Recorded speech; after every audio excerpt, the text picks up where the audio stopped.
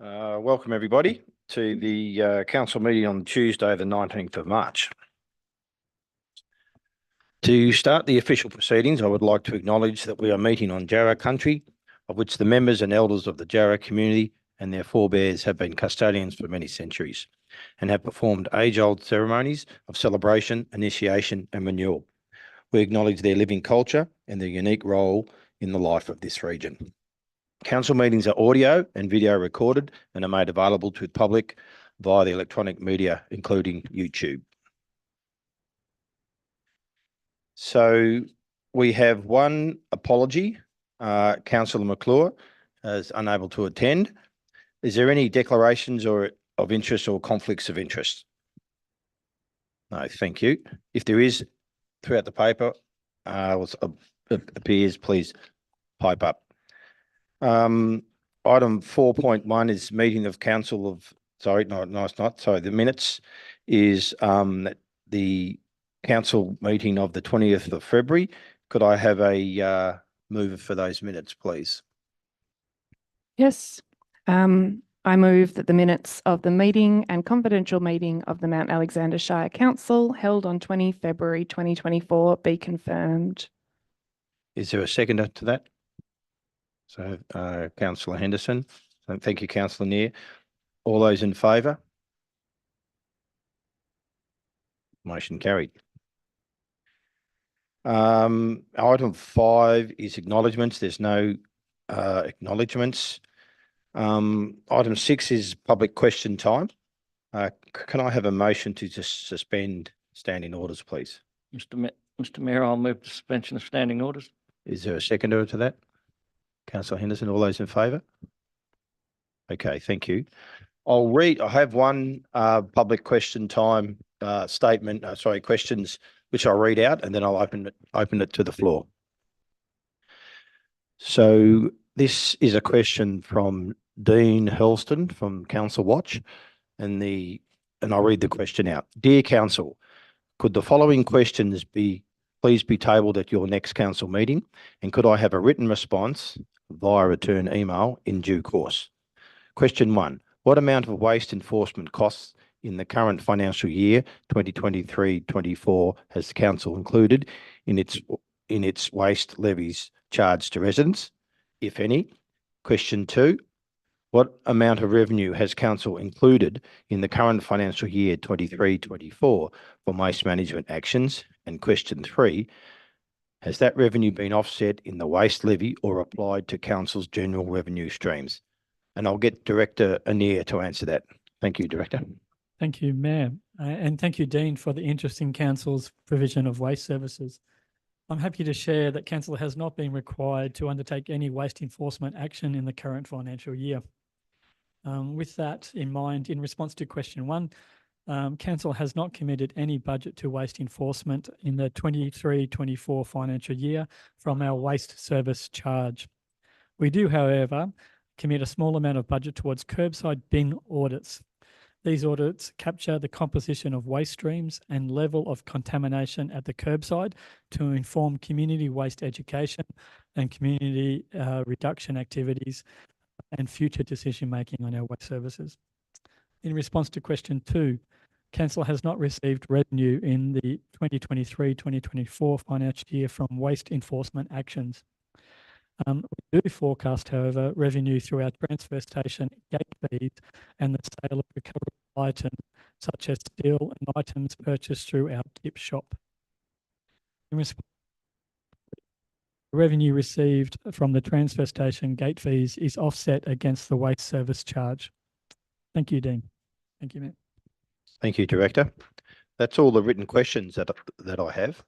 Are there any questions from the floor? Yes. Welcome. If you could stand at the podium, if you would please state your name clearly, state if you are representing the group or organisation, and then state what you wish to say. Thank you. Lawrence Abukata. I'm representing myself. I sent an email the day after the last meeting to you, Mayor Driscoll, and all councillors, and I didn't even get a response. So have you received my email? Yes, I have. Are you going to respond to it, or are you just going to let it go? No, that's an operational issue, and I might actually get Director Knight to answer that if that's okay with you. Hi, Lawrence. Okay, so sure, but there's more to this. Thank you. Yes. Hi, Lawrence. Thanks for coming again today. And I actually want to apologise that you haven't received a response. That's actually on me. I have a drafted response that obviously you haven't seen, and it addresses the questions that you've raised, looking at particularly the racial diversity policy in the correspondence that you will be receiving. So once again, I apologise that you've not had any response yet. In that correspondence that you will receive by next week, it will talk about what we have done. So looking at the strategies and looking at the plans, the committees that we have representation, particularly looking at cultural and linguistic diverse populations within the Shire. So looking at what we're already doing, but it does talk about what the opportunities are, and that's what you have raised in your letter. It's about how can we work together. You are, in that letter that you did send to the Mayor and to councillors, seeking a proactive response and a proactive partnership with councils. So there are potentially further opportunities, particularly as we look at the development of our 2024 to 2029 council plan. There may be consideration in there, but also looking at the range of working groups, collaborations and partnerships that we have. That also looks at, and I have noted that we do not have a racial diversity policy, but is what we've got enough? Is there something that we can leverage off? What else can we learn? So I apologise you've not had that correspondence yet, Lawrence, and there is something certainly on its way. Thank you. There's one other issue that I wanted to bring up, and it's a difficult issue to bring up. And did anyone experience that? Anyone in this room think that there was any racism in the room last week when I spoke? I mean, I don't feel that there was, but this is just not a discussion. This is a question time. I'm happy to answer that, but That's a question. yeah, okay. Like you were all here. Lawrence? It's a question. Okay, thank you. No is the answer. Thank you. Great. Thank you. Thank you. Any other questions from the floor? Okay, great. Could I have a motion to resume standing orders, please? I'll move the resumption of standing orders. Thank you, Councillor Maltby. Have a seconder? Councillor Cordy. Thank you. All those in favour? Motion carried. Thank you. Item 7 is petitions and letters, which there is none. Item 8 is committee reports, which there is none. Officer reports, item 9.1.1, which is the Norwood Hill mural, artist recommendation. Could I have someone introduce that, please? Councillor Maltby. Thank you. Excuse me. The redevelopment of the Norwood Hill Reserve has created an opportunity to commission an art mural on the ball sports wall in the youth zone of the park. In accordance with Council's public art policy, such commissions require the approval of Council. Council's Public Art Advisory Panel has recommended the Council commission Rung artist Dakota Nelson to further develop the mural concept in consultation with the community and deliver the mural. And I'll move the Council approves the commissioning of artist Dakota Nelson to further develop the attached mural concept for the Norwood Hill Reserve through community engagement, and should that receive positive feedback, the Council approves to proceed to installation. Thank you, Councillor. Do I have a seconder for that motion? Councillor Cordy. Councillor Maltby. Sorry, do I have opposition to this? No, thank you. Councillor Maltby, would you like to speak to your motion? Thank you. As we know, Council's developed the Norwood Hill Reserve just recently to revitalise the parkland in South Castlemaine, and it now is an excellent facility. And that's provided an opportunity to create a mural on the activity wall on the ball courts that forms part of the use zone.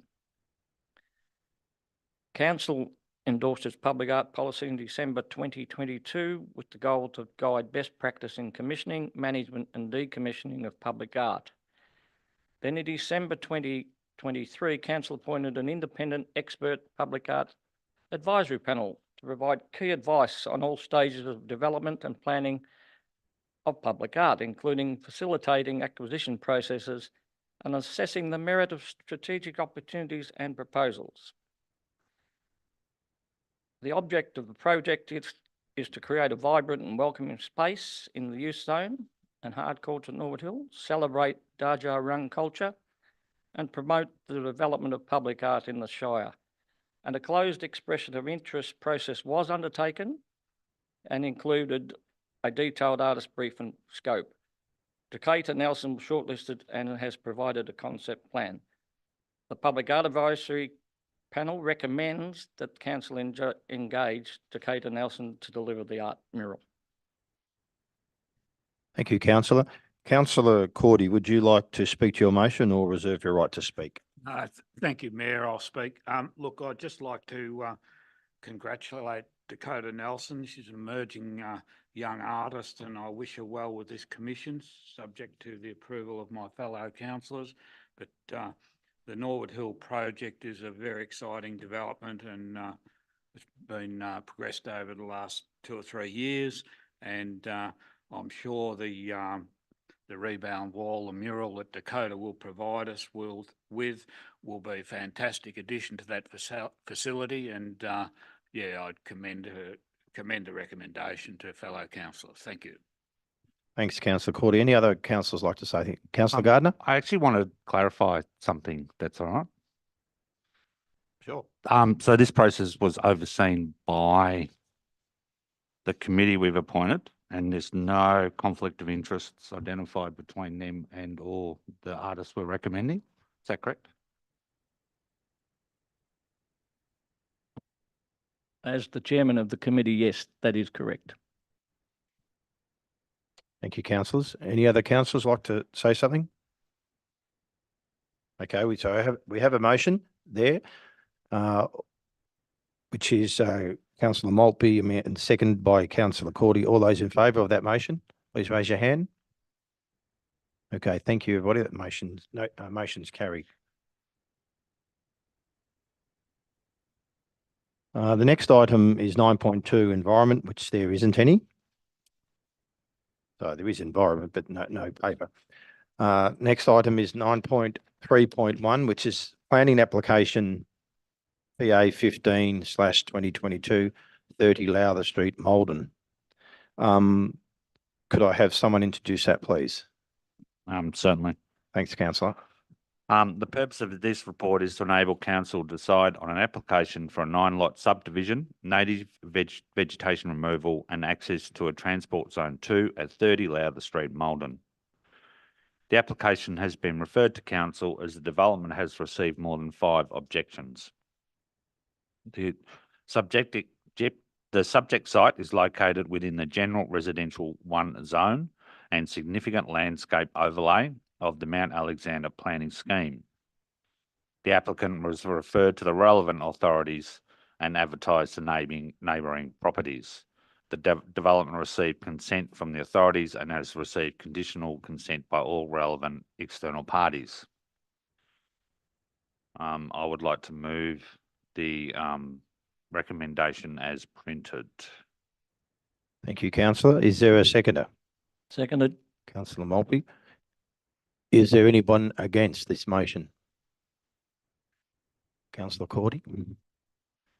Any others? No. Councillor Gardner, would you like to speak to the motion, please? Yes, certainly. So this obviously has received some objections, and I understand those objections, but essentially it's a, 9-lot subdivision on Lowther Street, which is sort of at the start of the bypass.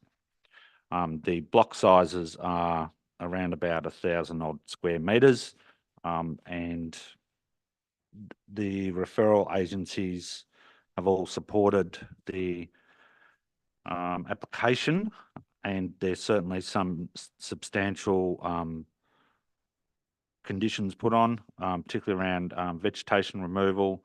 There's some offsets required, and around drainage and Colburn water. And I do feel that all those issues have addressed the majority of the objections. Obviously, I'm aware, and I think all councillors would have received an email today where it was raised that about the size of the development, and also the potential for overdevelopment.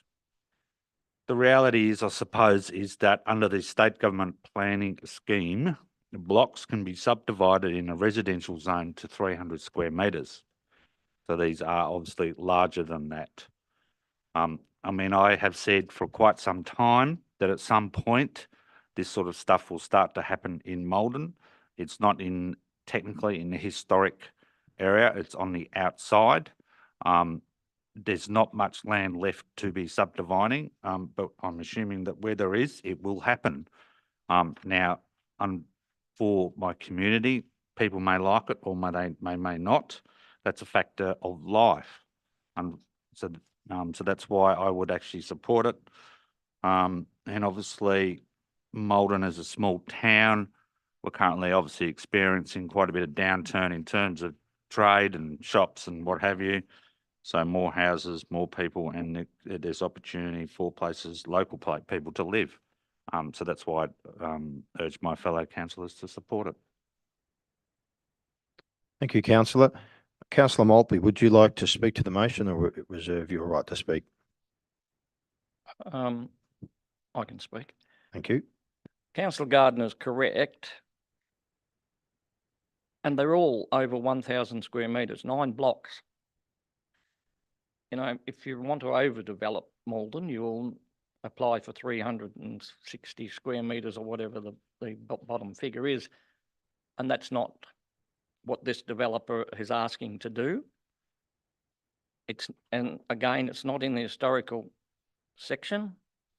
And the more houses that can be built in Maldon and anywhere in the Shire will help the housing crisis we have, but it will also, in this case, help the Maldon Township continue to thrive and grow.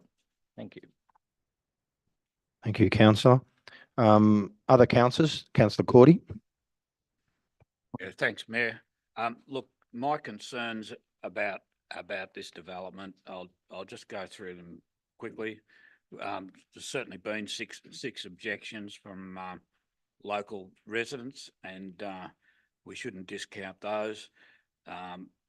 Everyone wants a good outcome here, but my concerns around the proximity to the golf club, and you put 9 dwellings there. Well, you know, if there's golf balls flying around, well, there's going to be a collision point, and you know, like it hasn't had dwellings there, and part of the reason for that is because of its proximity to the golf club. The significant vegetation overlay is there for a reason, and it doesn't sit well with me just to knock it down and say, oh yeah, we'll get some offsets. The other concern I have is that it is the heavy vehicle bypass and extra light vehicle traffic associated with the new dwellings. You know, like all those houses are going to have vehicles that are going to travel, and it's far enough away from the town centre that they're going to drive down to the town centre, and nobody's going to walk. And so all those extra vehicle movements, in effect, compromise the heavy vehicle access or diversion around the town. So it's going against a facility that's already been created. And the other thing is, for me, the number of allotments appears to be an overdevelopment. Okay, it's noted that the lot sizes are okay, but when you look at the orientation of the lots, they're all facing the wrong way, so it'd be very, very difficult to build energy efficient housing there, and certainly there's very limited access to the northerly aspect. And so the houses are all going to be built the wrong way for taking advantage of solar. And the other thing is that I get frustrated when I see developments like this that are not, I believe they're not forced to pay a development contribution to council for infrastructure and the like. But anyway, cut it a summary. I believe it's an overdevelopment of the site. I believe it's been left undeveloped for a long time because of its proximity to the golf club, and yeah, I don't support it on this occasion. Thank you. Thank you, Councillor Cordy. Any other councillors like to say something? Councillor Henderson? That's interesting. Councillor Corey, didn't expect you to come out like that. But anyway, always good to hear that. Yes, there are objectors. It is sad when there's going to be development on land that you've been looking at as an empty lot. That's not something anyone really wants to experience. However, the reality is it is in the residential zone. And as the planning report does say, development will provide additional housing supply in a time when we desperately need more houses. Appropriate on-site amenity and avoidance of detrimental impacts to nearby dwellings is achieved by the proposed design and layout. Conditions are to be placed on the permit to ensure consistent preferred building design and siting within the streetscape. And further to that, it does point out that future dwellings proposed on lots created, so that this is not the end of the planning process. Future dwellings proposed on lots created will trigger a planning permit under the significant landscape overlay. This will create the opportunity to encourage development of a type which does not detract from the value of the landscape due to its siting, height, or general appearance. And as for the native vegetation, when native vegetation comes down to one small black wattle, which will well be towards the end of its life, black wattles don't live that long. There are a couple of larger trees. I suspect they might be oak trees. It would be sad to lose those. You never know. People who buy those individual lots might decide that an oak tree on their block is a valuable asset and choose not to demolish it, even though they will have the right to do so, sadly. So overall, I think I have to support this. Thank you. Thank you, Councillor Henderson. Any other councillors? Yes, Councillor Neer. Thank you, Mayor. Really just to echo, I think, what others have said, not Councillor Cordy, unfortunately. I'm not on your team today. I think I've learnt so much about planning over the last little while, and what I've really learnt is the difference between an applicant who will kind of work with referral authorities, work with to make a design or a subdivision more fitting for the land that it's in. And I feel like this one has done a pretty good job in terms of the objections that there were. A lot of them were around things like the native vegetation removal, things like traffic, things like neighbourhood character, things like waste collection, a lot of stuff about loss of amenity. And that was really in relation to dwellings that might be there one day. We can't take that into consideration. We're only looking at the subdivision today. And as Councillor Henderson has mentioned, because of the significant landscape overlay, if there are houses built on these blocks, they will trigger that significant landscape overlay and need a planning permit. So there will be another chance to make sure those houses fit really well. I feel another thing that is really interesting for me is that Department of Transport and Planning have put in a condition of it all needing, of all the access points needing to be a single one, basically. So all access to this development will be from a single point with then a shared roadway within to get to all the houses. The other thing that strikes me about this is a subdivision, which can often be, relatively straightforward. This subdivision has a lot of conditions. It is one of the heftiest amounts of conditions I've seen in a while, particularly from Coolabin Water. Big conditions there. So I think there is a lot in place here to make sure this development is suitable for the space that it is going to be in. And then there will be another chance to make sure that it's a good fit as well. So I'm comfortable supporting this motion. Thank you. Thanks, councillor Neer. Councillor Gardner, would you like the right of reply? Yeah, there's probably just a couple of things I wanted to clarify. One, in terms of the golf course, there is currently a house on that particular block of land, and people have lived in there. Not sure at the moment, but they have lived. There has been a house. People lived there for a very long time, and hasn't affected or impacted on the golf course. And sort of next door, going up Lowther towards not towards the golf course, but going the other way. There's housing along there which all abuts the golf course as well. So that hasn't been impacted about it. I think the comment about Councillor Cordy made about built wrong way. At this point, you don't know that until the actual each block, because there is a significant landscape overlay. So that means that the modern design guidelines come in play, even though it's outside of the heritage zone or the formal heritage zone. Each house will then have to submit a further planning application, which will then have to address those sorts of issues as we go forward. Yeah, so they're probably only things I'd like to respond to Councillor Cordy. Thank you, Councillor Gardner. Okay, councillors, we have a motion in front of us that council issue a notice of decision to approve a planning permit for a 9-lot subdivision, native vegetation removal, access to Transport 2 Zone 2 at 30 Lowther Street, Malden. All those in favour of the motion, please raise your hand. Thank you. All those against? Motion's carried. Thank you. Certainly, councillors. So all those in favour of the motion, please raise your hand. That's Councillor Maltby, Councillor Gardner, Councillor Neer, Councillor Henderson and Councillor Driscoll. And all those against is Councillor Cordy. Thank you.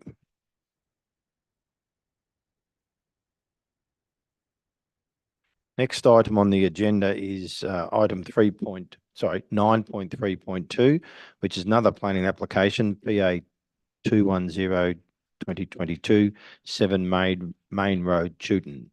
Could I have someone introduce this one, please? Councillor Maltby. Thank you. The purpose of this report is to enable council to decide on an application for a 3-lot subdivision and works for the removal of a sound attenuation mound at 7 Main Road, Chewton.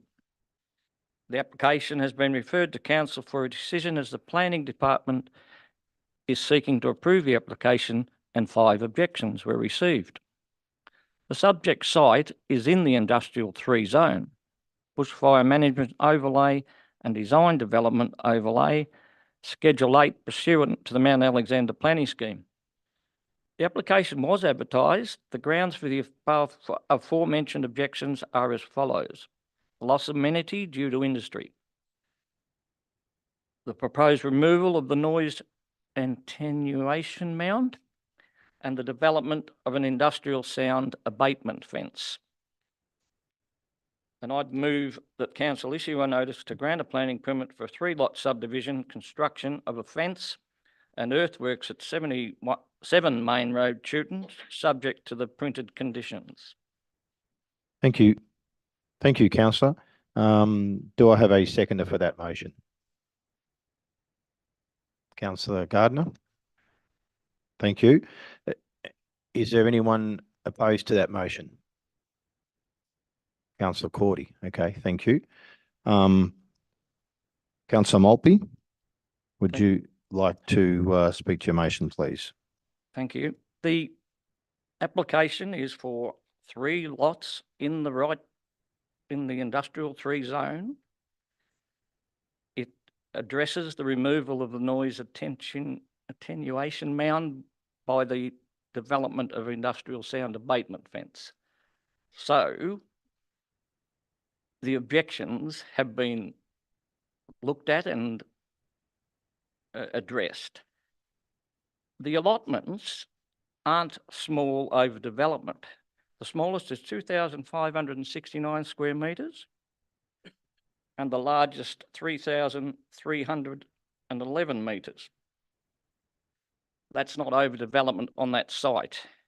It has been a semi-industrial area for the last 15, if not 20 years, and it won't alter the amenity of that area.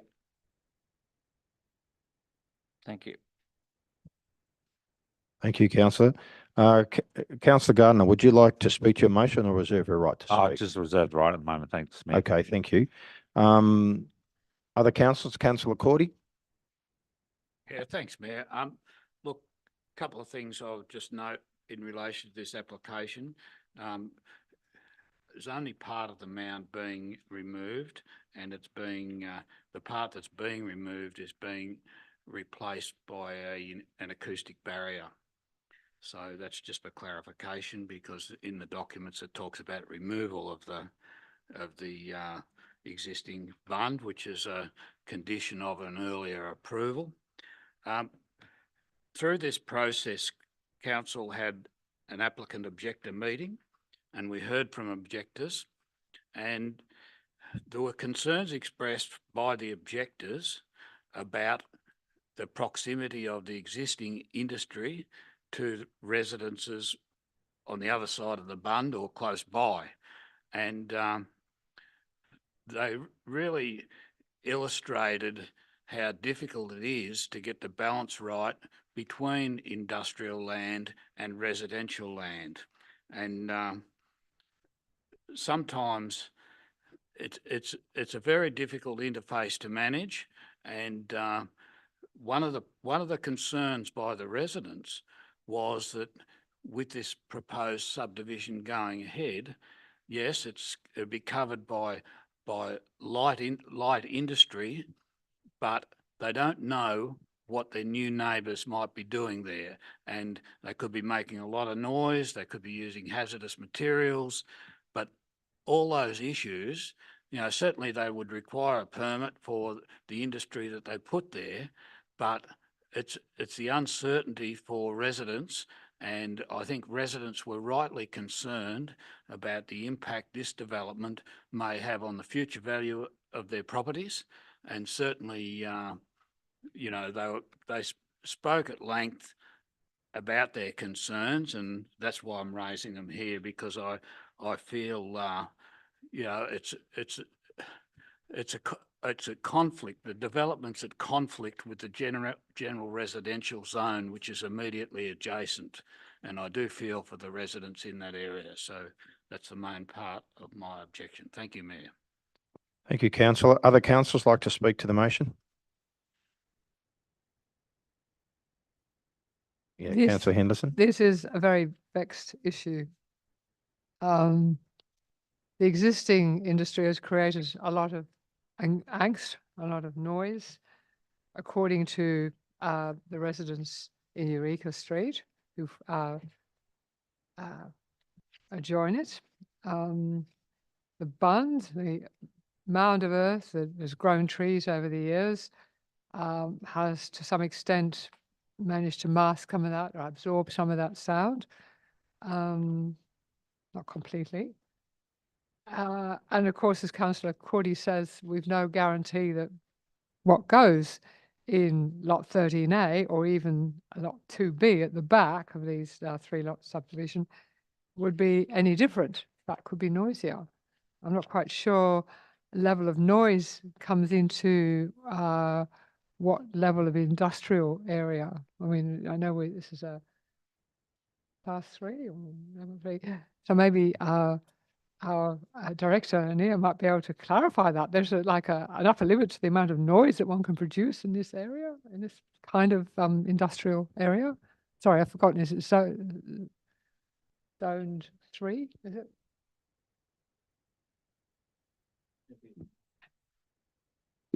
Can I ask Councillor? Yes, that's okay. Director Anir, if he's You okay? able to. Yep.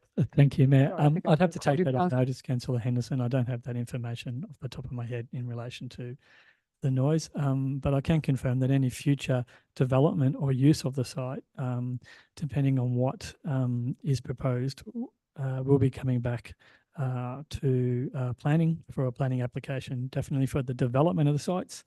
and there are some there are some permitted uses. For example, the construction of a warehouse, which could be used for storage, etc., which doesn't have a lot of noise, that may not need a planning permit. Other permitted uses will require a permit to be sought. But generally, industrial zone 3 land is established to be a buffer between the heavier industry lands of industrial zone 1 and industrial zone 2 and general residential. That's the nature of this zoning, is to create a buffer between heavy industry and general residential zones. Thank you, Director Anir. Keep Thank going, you. Councillor. Okay. So I am really struggling with this. I can see the sense of replacing the mound with an acoustic fence. I can see the wiggly waves and the acoustic sound waves bouncing off it nicely and only a little bit going through and coming out in a very attenuated state. Wonderful. I'm not quite sure what the physics is behind that. We have to trust it, I suppose. It would make a lot more space on the other side. Rather, the bund takes up a lot of room. It's valuable material to certain people who'd like to get their hands on it. Yes, so the wall would make a lot more sense from a land use point of view. It would not be necessarily a very pleasant thing for the neighbour to have a earth mound with trees on it and probably grass by now, replaced by an acoustic wall 2 meters high. Yes, that's a bit of a challenge. And of course, it's only going to go down for the first 3 dwellings. And after that, the bund remains for now. What happens in the future, of course, will be subject to a further planning permit. So having waffled on, I have to say, I really don't know. I want to hear what other councillors think. Thank you, Councillor Henderson. Any other councillors like to say something? Councillor Anir? Thank you, Mayor. For me, having, been at the applicant objector meeting, having had the briefing, having read the report and listened to everyone tonight, the main thing for me comes down to the mound, I think we're calling it, the sound attenuation mound versus the sound attenuation fence. What it seems to come down to for me is that the neighbours who live on the other side, who live in residential and not in industrial zone 3, are not adversely impacted too much by the industrial zone 3 goings on, no matter what they might be. And that is why there is right now a sound attenuation mound there, which has its own full story, and yes, is quite an interesting one. For me, I've read the acoustic report. I've read the emails. I've read the report. It feels like the fence is going to do at least as adequate a job as the mound is doing. From the acoustics report, it really says roughly how high the fence needs to be. It says that it needs to have a minimum cladding or panel mass of 15 kilograms per square metre. And it really says that it needs to be roughly the same height that the mound is now. So the original mound was only required to be 1.5 metres high, but it is higher than that at present. Thus, the fence would need to be higher as well. I think my only real concern is at condition 11 in the report. We've only got a maximum height there of 2.1 metres above natural ground level, and that's high enough for me to be satisfied, but there's no minimum height on it. And I guess that's where maybe my concern comes in, that a fence could be built that was not as good as the mound is providing sound attenuation right now.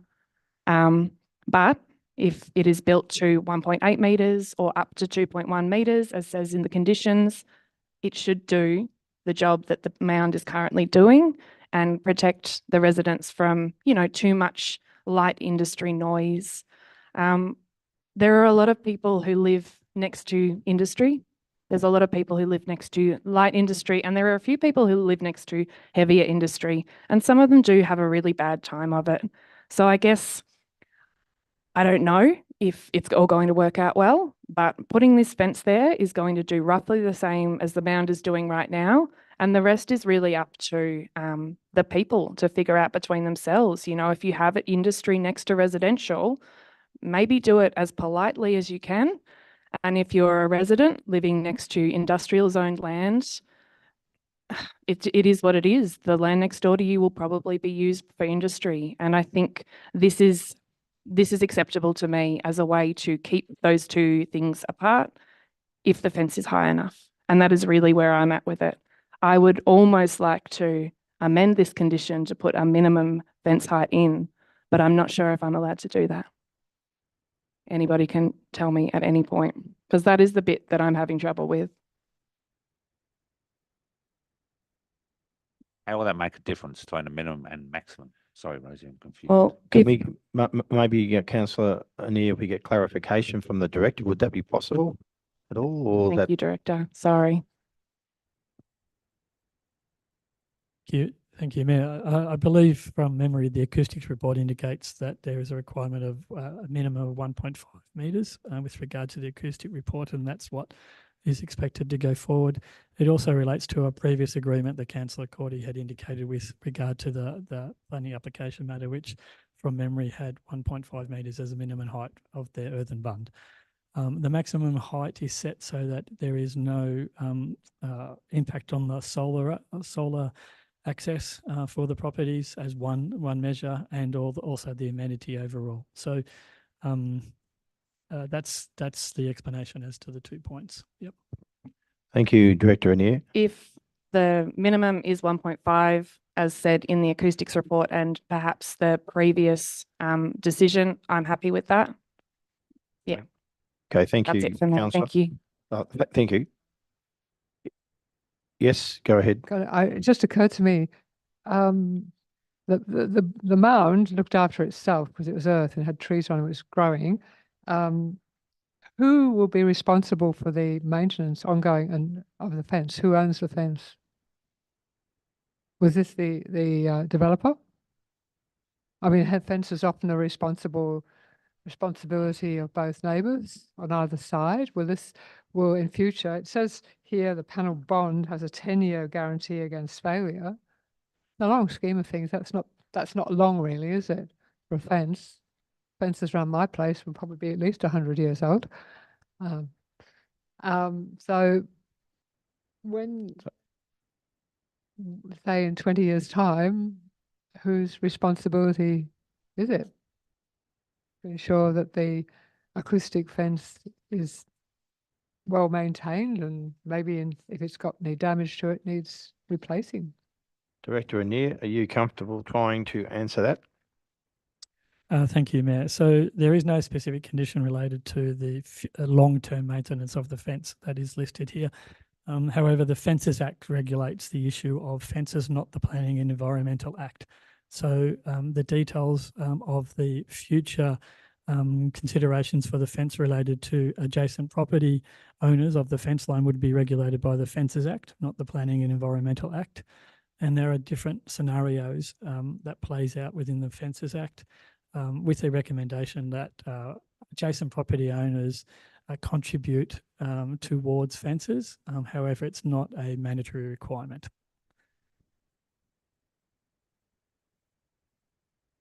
Okay, thank you. Councillor Gardner. Thanks. Yeah, when you think you've seen them all, you get this one, don't you? So yeah, this is an interesting one. What do we call it? The bund. So my understanding was that was a compromise reached some time ago between the developers and residents instead of a fence. However, the actual bund or mound causes more problems than it's probably worth in terms of maintenance. The current owner maintains the mound, including having to, the mound grows, so to try and keep it within a certain footprint. The other issue, I suppose, is that the actual proposed fencing is going to provide more acoustic value. I'm not sure how to describe it. It's going to reduce the noise than what the mound does. Yeah, I feel for people who live near a commercial zone. I myself have lived in a city, in amongst of commercial zone. Wasn't a problem for me. but it's been there for a long time. Going forward, the actual new subdivision blocks will have to apply for a permit, possibly for the physical building and the use. So I imagine these will go on for some time. Thank you, councillor. Councillor Maltby, would you like to write a reply? Thank you. As I said at the start, it's not overdevelopment. The fence is replacing the mound, and at least two of you here have said it's going to be better than the current situation. It is in the right zoning, and it has been like that before. People have brought there knowing that that area beside them is industrial 3 zoning. And I would suggest that the noise issue is not as bad as some people are suggesting. How can a electric car shop make much noise, or a bus depot, or a storage depot? Seriously, thank you. Thank you, councillor Maltby. Okay, councillors, we have a motion in front of us that council issues a notice to grant a planning permit for a 3-lot subdivision, constructions of a fence and earthworks at 7 Main Road, Chewton, subject to the written conditions. All those in favour of that motion, please raise your hand. All those against? That motion is carried. Certainly. Councillor Maltby has called for a division. All those in favour of the motion, please raise your hand. So that is Councillor Maltby, Councillor Gardner, Councillor Annear and Councillor Driscoll. And all those against the motion, please raise your hand. And that's Councillor Cordy and Councillor Henderson. Thank you.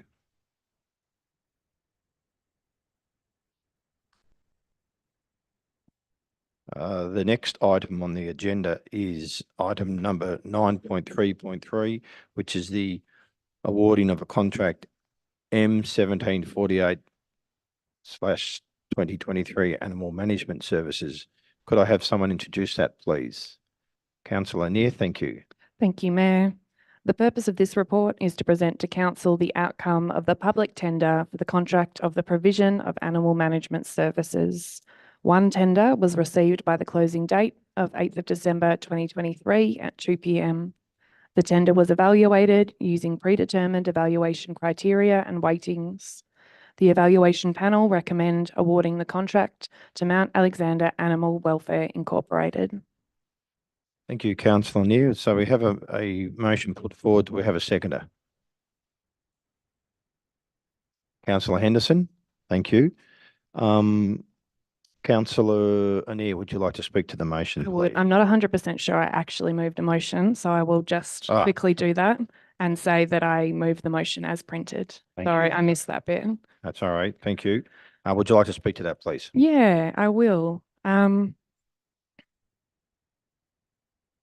So we have a statutory obligation under the Domestic Animals Act 1994 to provide an animal management service, including a pound service. A public tender for the provision of animal management services was advertised in November and closed on Friday, 8th of December 2023. We only received one tender submission from Mount Alexander Animal Welfare. The tender evaluation panel met to undertake the evaluation of this tender, and the tender was evaluated in accordance with the criteria detailed within the tender document. So this was things like risk management, response to specification, experience and qualifications, business and financial capacity, sustainability, local content, environmental sustainability, and social procurement. Even though there was only one submission for this, they still went through the tender process, and we are recommended by that panel to award them this contract.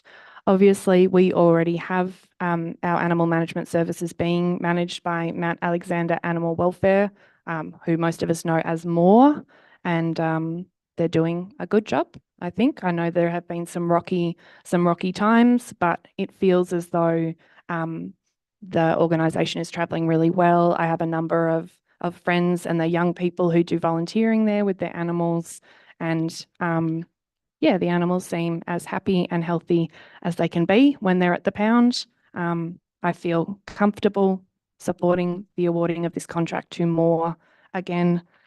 Yeah, that's it from me. Thank you. Thank you, Councillor Neer. So just to clarify, we have a mover, Councillor Neer, as the motion as printed, and we have a seconder, Councillor Henderson. Councillor Henderson, would you like to speak to the motion or reserve your right to speak? Sorry. Yeah. Is there any councillors against this motion? Okay. Would you like to speak to the motion or reserve your right? Definitely. No, it's good. The fact we only had one tender, I'm sure our officers have reached out far and wide just so we could just check against our current operators to see what the market's like there out there. But no one else was prepared to step in and try and challenge more. More are doing a great job. I love seeing their ads in the paper. One aspect I just want to refer to, that in the past, animal management services, probably run by our council staff as much as was sorting out lost dogs, was a huge part of our work, until along came this wonderful thing called Facebook. And now, what do? Someone says, oh, there's a dog down such and such a street.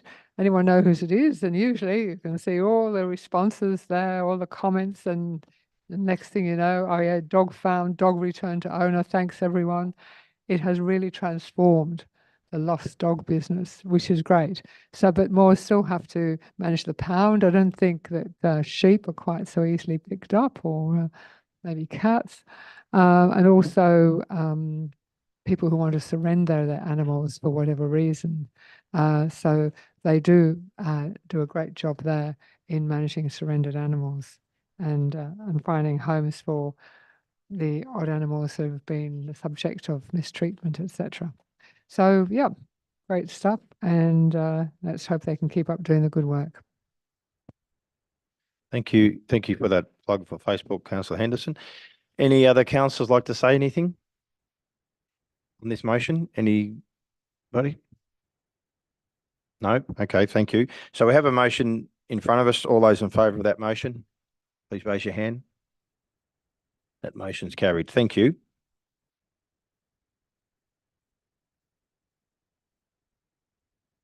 Next item is 9.3.4, which is the 2023-2024 financial report for the second quarter. Could I have someone to introduce that? Councillor Cordy, thank you. Thanks, Mayor. The purpose of this report is to present the finance report for the 6 months ending 31st December 2023. Report was presented to the Audit and Risk Committee on 23rd February 2024, and I'd move the recommendation as printed. Thank you, Mayor. Thank you, Councillor Cordy. Do I have a seconder for that? Seconded. Thank you, Councillor Maltby. Is there anyone against this motion? Okay. Councillor Cordy, would you like to speak to your motion, please? Thanks, Mayor. Look, the finances are tracking quite well. I've had a read of the report, so it's a second quarter report, so it's 6 months of the full year. Expenses are up a little bit, but capital spend is lagging a little bit behind plan, although on order capital is tracking along quite well. So it looks as though, by all the indicators in the report, it looks as though we're tracking very well financially year to date. One of the things I just wanted to mention, so council finances are in sound shape, and it's a great report. One of the things I wanted to mention today was that under Director Knight, we've got our Executive Manager Corporate Services, and it's Carolyn Ross, and she plays a major role in preparing these financial reports. And unfortunately, Carolyn's decided to leave us, but I wanted to mention it today because she's done a fantastic job for council, and I understand that She's been with us for 27 years, and she's certainly been in the key financial leadership role for the last several years and done a fantastic job. So I just wanted to acknowledge Carolyn Ross's excellent work, and Hear, hear. she's well supported by a fantastic team, and I'm sure they'll continue to do great work. But I just felt Carolyn's work here, looking after our finances over a period of 27 years, was worthy of special notice. So thanks for that, Mayor. Thank you, councillor Cordy. Councillor Maltby, would you like to speak to the motion or reserve your right? I reserve the right. Your right to speak. Okay. Other councillors like to say anything on this report? No. Okay. Councillor Maltby. No, I'm happy. Yep. Oh, okay. You didn't want to say anything. Sorry. Okay. Sorry. Thank you. Councillor Cordy, would you like to say anything further? Great job, finance team under the leadership of Director Knight. So well done, Okay. all. All Thank right. you. Thank you. All those in favour of the motion? Motion carried, and I'd also, the motion is carried. I'd also like to reiterate Councillor Cordy's, Carolyn Ross has done a fabulous job, and she'd be sorely missed. Next item is 9.3.5, which is the annual plan progress report for 2023-2024, also the second quarter. Could I have someone introduce that, please? Councillor Henderson, thank you. Thank you, Mayor. This is the second quarter report, so it is actually reporting against our annual plan for the current financial year, just up to the end of December. So in that regard, with your permission now, I'd like to ask us a few questions, clarifying questions of the report, because now we're sitting nearly 3 months out after that, and it'd be nice to know with key projects how we're going, because it's always good to be up to date with these things. So the service review, where council is going to review the services across council. I'm wondering, maybe the CEO can let me know how that's going, because this report back at the end of December was saying the tender has been advertised. Happy to do that, Mayor. So the tender was advertised. We received 2 tenders in that process. The executive team makes up the tender review committee, and we've looked at those tenders, and we're not yet satisfied that we've got a tender that we want to accept. We're still discussing the matter with one of the tenderers, but we'll see where that goes. So that process, of course, is to develop a system for doing service reviews as opposed to doing any service reviews this year. So that's still work in progress, councillor. Hopefully we'll be able to see progress start on that soon. But at this stage, we don't have a tenderer that we believe meets our needs. Thank you, CEO. Yes, it certainly would be good to have that process in place before the end of this financial year. So because we do have a new council coming in towards the end of the year, don't we? Yes. Okay. Thank you. Moving along. And then we've got public art at the Western Reserve. Now, this is a project in a very public place, much loved Western Reserve. Wondering how that progress is going. Could I ask Director Anir about that? Yep. Thank you, Mayor. So my understanding is that the program originally was hoping to do some work along a number of different sites in Western Reserve, and currently we're in conversations with participants who utilise the skate park, along with other participants from our flow program, to look at what is possible to undertake that public art opportunity at the skate park in Western Reserve. And we continue to look at other areas around the reserve for opportunities into the future as well. Thank you, Director Anir. Keep going. I'll keep going. I've got a couple more. So some very long-term projects that have been in the pipeline, but sadly unable to actually happen for various reasons, including funding, but now sort of balanced on the edge of happening. So the Campbells Creek Walking and Cycling Trail completion, I understand that one of the last items to be sorted out is the land use activity agreement negotiations with JARA. Have they been completed yet? Because I think the reports as of December, they're still, yes, they have commenced, it says 3 months ago. Councillor Neer, sorry, Director Anir. Thank you, Mayor. Yes, Councillor Henderson, we're right on the precipice of getting going to release the tenders to then go forward. With Jar Jar Wurrong, we've completed the discussions around the land use activity agreement content, and we're currently finalising the details of what is called community benefit, which is how council will respond to that agreement. And that includes many different opportunities to work with Jar Jar Wurrong on this particular project, which we hope to have finalised in the coming weeks. Thank you, That's Director. exciting. That's very exciting. Thank you. And one last one, close to my heart, the reason you've still got me around the table here, is the Vaughan to Realtor Bridge. And that also, being a very important cultural area, is subject to a land use activity agreement, and also it needs advice. Yes, so I'd just like to know how that's going.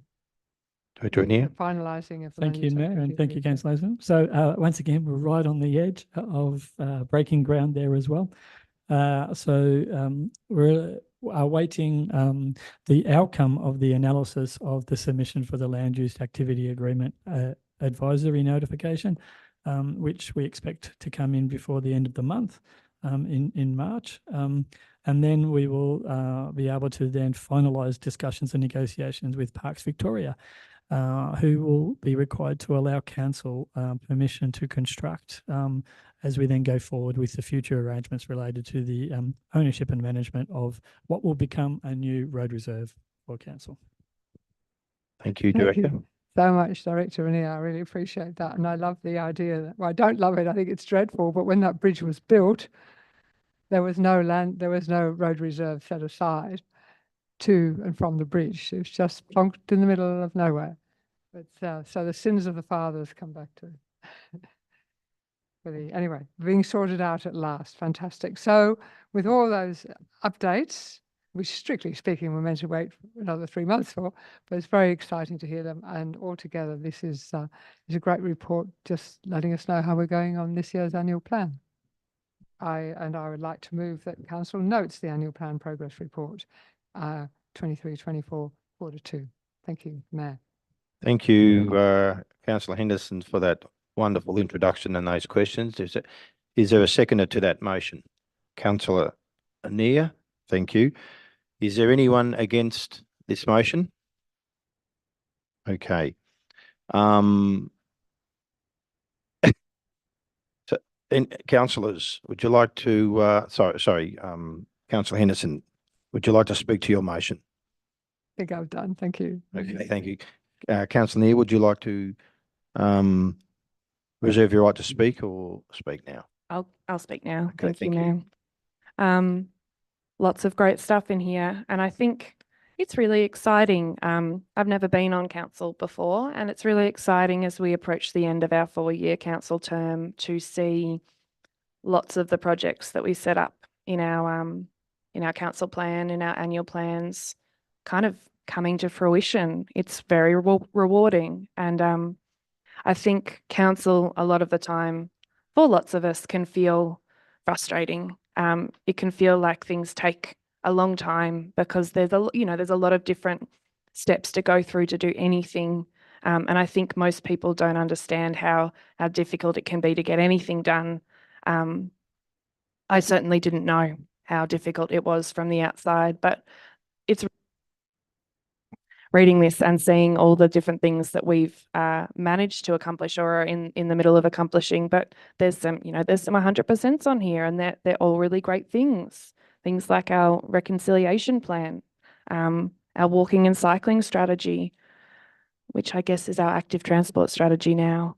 We've got our disability inclusion action plan, which we finalised last year as well. These are really exciting things because they set us up. I think what I've been thinking about a lot as we get to the end of this term is that there will be a new council in October, and some of us might be here and some of us might not. But by ensuring that these, I guess, key documents have been finalised during our 4 years, obviously with lots and lots and lots of hard work from the staff and lots of community input, because they're very big documents. But we are setting, I guess we're setting the direction that we would like the next council to maintain. And while we don't have a lot of control over that in many ways, there are, a lot of these projects, I feel very proud of what we've achieved. And I hope that they do set the direction of council for their lifetime. It's been amazing to be a part of so many of these things. The other one that I'm really excited about, which we're just in the middle of now, it's here on page 9, is the local carbon offsetting. So obviously we're getting to crunch time with our climate, what's it called? The climate carbon neutral. I've lost my words. It's when we commit to be carbon neutral and not produce too many emissions. We're getting towards when we said we would do that. And obviously there are things that we can't control. There are things that we haven't quite figured out how to get, down to zero. So there will be offsetting. And I know everyone around this table, including me, is very keen for those offsetting opportunities to be as local as possible, which is why being part of this project with some of our neighbouring councils, as well as North Central Catchment Management Authority, could provide us with a really great way to meet our targets, but also to provide carbon offsetting in our own community. So I'm really excited to watch the progress on that one tick upwards from 20%. But I mean, my takeaway from this is, yeah, we're doing some really good things, and while we're only at the start of some of them, there's a lot of good stuff in here, and it feels really, really good. Thank you. Thank you, Councillor Neer. Other councillors? Okay, thank you. We have a motion in front of us that council notes the annual plan progress report 2023-2024 second quarter. All those in favour of the motion, please raise your hand. That motion carried. Thank you, everybody. Item 10 is delegates report. There's one from the CEO and one from myself. If any other councillors have something, please raise your hand. Councillor CEO, would you like to go first, please? Thanks, Mayor. Absolutely. Councillors have our usual report in front of them. Just pick out a couple of items there. Mayor, sorry if I jump across some that you might want to talk about as well. You and I attended the Rural Council Victoria event recently, a couple of weeks ago at Parliament House in Melbourne. I think we were one of 33 of the rural councils in Victoria of the 39 that are actually rural councils in Victoria. So it was a large contingent of those who could be there were there. Premier Allen, as well as the Minister for Local Government, Regional Development Victoria, Housing, Health, as well as several, I think there was a couple more ministers, but also local member Marie Edwards and many other local members were there to have a good discussion about the role that local government's playing and the importance of local government. It was, and certainly led by Jacinta, who we know as a local member has a deep appreciation for the work that we do, and I think that carries through in our appreciation for the work of local government generally. Led by her words, we heard a lot of appreciation for the work that local government does, including from the Minister for Local Government and for Regional Development Victoria. And we look forward to seeing that come to action through lots of support in the coming months and years, I think, for the work that we need to do and for the support that we all know we need to become financially sustainable as a sector, while we continue to be asked to do more things by the state government and the federal government and our community, which I know you want to respond to. So a really good session there, Mayor, I thought. The other one particularly might mention was the meeting that we had with representatives from the Victorian Goldfields World Heritage Project. So as you know, City of Ballarat, City of Bendigo are the lead councils for a group of 15 councils in the region who are pursuing that recognition at a world level for heritage through UNESCO for the goldfields. There was also a representative who is actually from England who's been engaged to assist in that project, who is a specialist Barry Gamble's his name, who's a specialist in achieving that UNESCO recognition, it would seem. So the right man is on the job, I'm told. And we also had a representative from Heritage Victoria who, given the state government's level of commitment and interest in this project, have been assigned to support that project going through the state government process. After it gets through the state government process, which is not at an end yet, it then goes through a federal government process. And if it's still on the table in the federal government process, that's when it goes to UNESCO for consideration. There's years in that, what I've just mentioned there. But at this stage, it's looking very positive and extremely positive.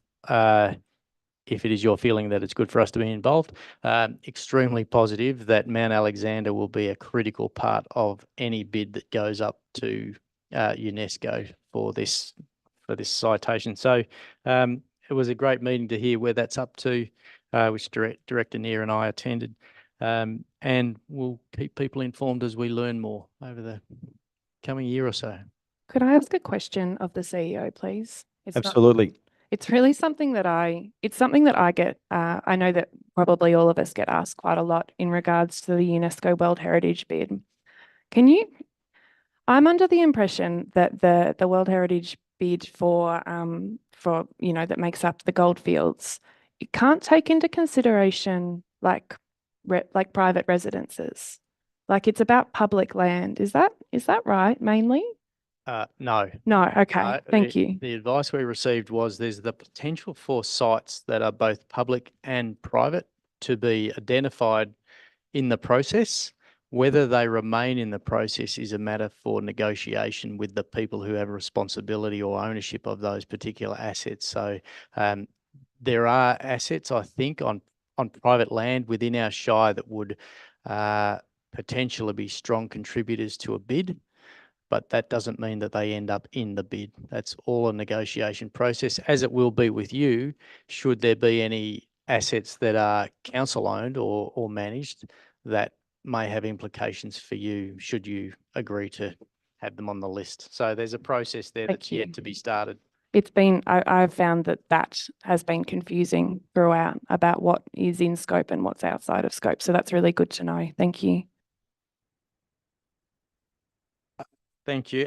And just quickly, I'm sure you're going to talk about Harcourt Apple Fest, Mayor, and perhaps others, and also Taradale Mineral Springs Festival. I won't talk about Harcourt, which was a fantastic day as well. But Mineral Springs Festival was fantastic as always, I must say. And highlight for me, Councillor Henderson, was Team Henderson, who had to jump in at the last minute when someone bailed out on turning up, and he and Jason, I think his name is Scott, sorry, were a fantastic stand-in who were almost the highlight of the day, I think, amongst a bunch of great entertainers. And a fantastic day and great effort by Taradale Mineral Springs Festival organisers again.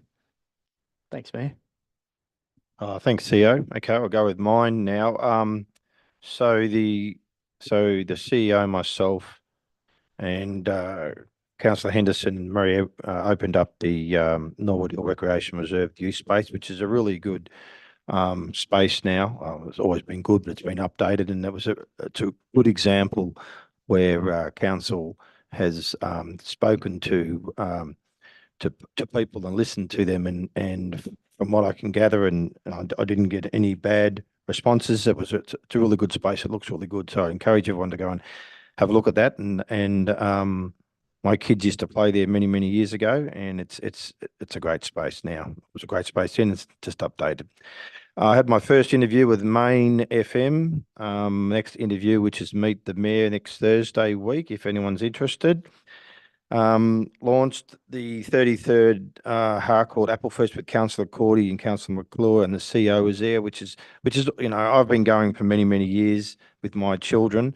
It's a great day. It was quite warm, lots of people there, and it's really good to get community together there. It's a fabulous day, lots of vendors and things to buy. So, it's good for business and good for everybody. So well done for the committee there. It's very enjoyable. I I had my usual listening post at the RTC in Newstead, which is once a month, the first Thursday of each month, if anybody's interested in chatting with me. I attended the Castlemaine Art Museum, the wildflowers and terrace projection that an artist, Michael Wolf, did. It's been a few years actually that since I went to the Cam, and I thought it was really nice. I went downstairs. It's been a long time since I've been downstairs. It's a really good opportunity, and it's for free, and I think everybody should go down and do that if they can. And as a council, we marched at the Chill Out in Dalesford for the first time ever, and we marched behind our banners supporting the group, the cohort there. It was a great day. It was very, very warm, but lots of people there. They said there was, 25 to 30,000 people there. It was fantastic, and everybody was getting into it. So it was a fabulous day. So I'm really happy that we're doing that, and we should be able to do that in the years ahead, which is fantastic. And I went to the small Newstead Community Market on last Saturday, which was always a good thing, run by the CFA in Newstead. Any other councillors have anything else to say? Councillor Neer. Thank you, Mayor. I would like to mention an event that we had for International Women's Day a couple of weeks ago. Obviously, it's almost silly to say, but obviously as a woman, International Women's Day is important to me. And it was a real honour to be asked to speak. It's something that I feel very passionately about, and I obsessed over having to do this speech. I think I have less time than usual. I was very anxious. As the CEO pointed out, I always say that I'm anxious when I start speaking, but I was particularly anxious that day. And I think it's because talking about gender equity is difficult, because sometimes I think sometimes it can raise defensive emotions in people, and it can be a really hard topic to talk about. So I was anxious because I wanted to be able to talk about it, and I wanted people to really listen to what I was saying.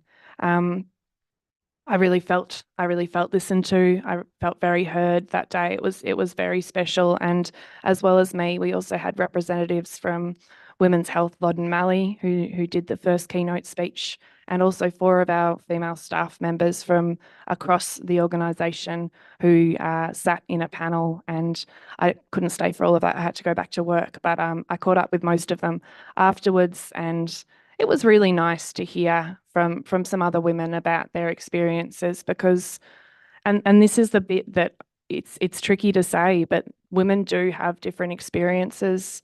And especially in a workplace like this, things are getting better for women. It's amazing that Christine and I are even here, because as I read from my History of Castlemaine Council book, back in the day when the first council was elected, there was no provision in the Act for women to vote, let alone be part of council. So the fact that we have come so far and we are approaching 50-50 gender parity on council in Victoria is really impressive. But I think what I wanted to say to the organisation, and I think particularly to Director Knight, is thank you for making that day happen, and thank you for making sure that something happens every year on International Women's Day, because it is important, and it does matter. It matters to me, and it matters to lots of other people. So thank you for that, and I hope we continue to celebrate it into the future. Thank you, Councillor Neer. Any other councillors? Okay, great. Thank you. Next item is item 11, notice of motions, which there is nil. Item 12, urgent special business, nil. Item 13 is confidential items, and these reports are confidential in accordance with section 66(2)(a) of the Local Government Act 2020, which permits the meeting to be closed to consider confidential information. Could I have a motion to that effect, please? Councillor Maltby. Thank you. I'll move the council closes the ordinary meeting of council 19th of March 2024 in accordance with section 66(2)(a) of the Local Government Act 2020 in order to consider confidential information as it contains as defined in Local Government Act under Section 3. Thank you, councillor. Do I have a second of that? Councillor Cordy, all those in favour of the motion? Okay, thank you. Motion carried. That means I close the meeting. So thank you, everybody, for attending. Thank you.